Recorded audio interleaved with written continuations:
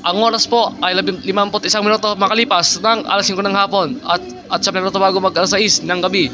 Internet radio na, live pa at balitaktakan na po. Ito ang balitaktakan sa Radyo High School AM.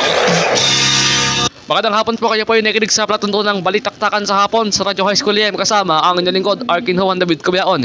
Bubisisiin ang mga mahalagang isyu ng bayan upang mamulat ang mga kabataan sa mga nangyayari sa lipunan. Ang ating bubisisiin natin ngayon ay tungkol nga ba sa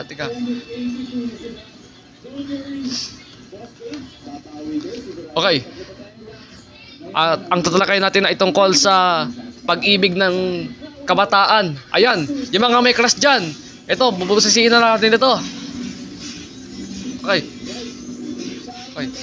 Yung mga kabataan ngayon, puro nakalandian sa mga panahong ito na Yung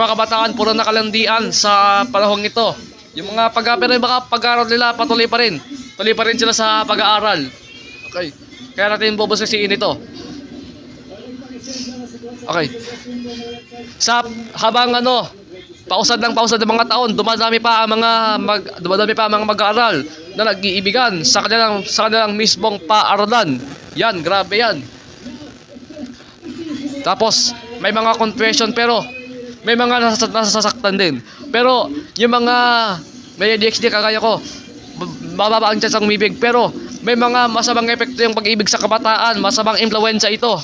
At posibleng magdulot ito ng teenage pregnancy. Pero ang tanong, bakit nga ba dumadami ang mga nag-iibigang kabataan sa Pilipinas? Yan ang tatalakay natin. Sa kasalukuyan kasi may mga yakapan pa nagaganap. Tapos minsan niyayaya sa outing. Tapos may nangyayari. Tapos sa susunod na araw, buntis na yung babae. Grabe talaga, teenage pregnancy na yan. Tapos, pero iba naman dito, grabe talaga yan, ha? So, okay. Pero kung sumobra naman sa pagmamahal, nakakalimot na sila sa pag-aaral. Study first muna. Grabe talaga yan. Okay, ituloy natin itong usapan mamaya at meron tayong patutuging awitin. Ito ay kantang Dahil sa Pag-ibig, hahamakin ng lahat ni Ginang Didit Reyes. Tuloy na po sa pakikinig ng balitaktakan sa hapon sa Radyo High School AM at magbabalik tayo makalipas ng ilang pang mga sandali. Kayo'y nakikinig sa balitaktakan sa Radyo High School AM. Kayo'y nakikinig sa balitaktakan sa Radyo High School AM.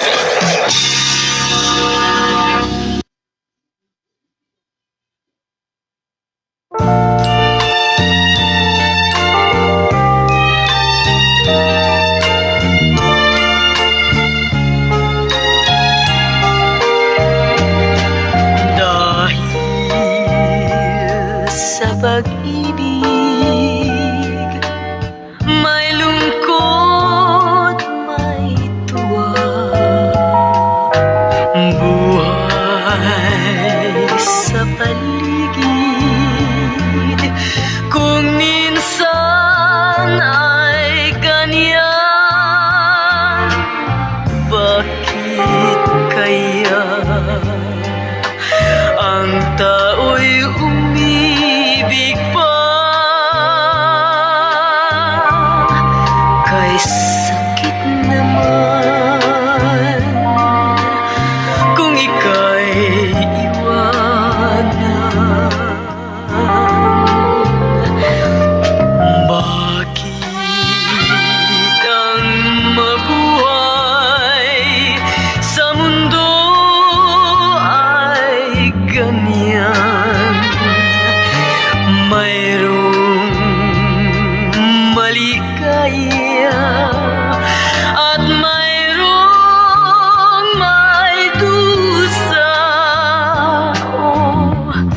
Pag-ibig pag pumasok sa puso ni naman, hahamakin ang lahat, diba?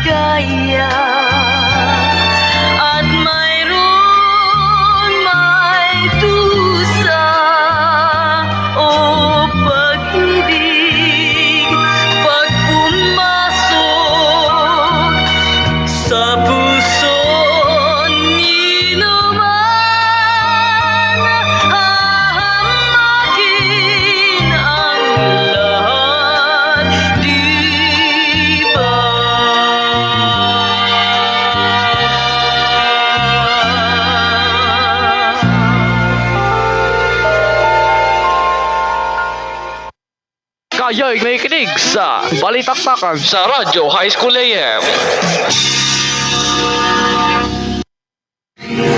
Good as you unwind from a long day grind. Chill muna tayo with Embassy Whiskey.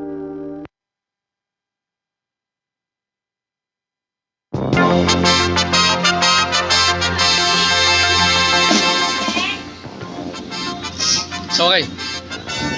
Kung hindi pa matututo yung mga kabataan ngayon at puro na lang kalandian sila, edi lalo silang maghihirap at mahirap ang buhay at walang pamili ng nakakailangan nilang kung sakaling mabuntis yung babae. Kaya dapat study first muna, wag muna puro landi. Grabe talaga yan. Lahat ng kabataan ngayon talaga.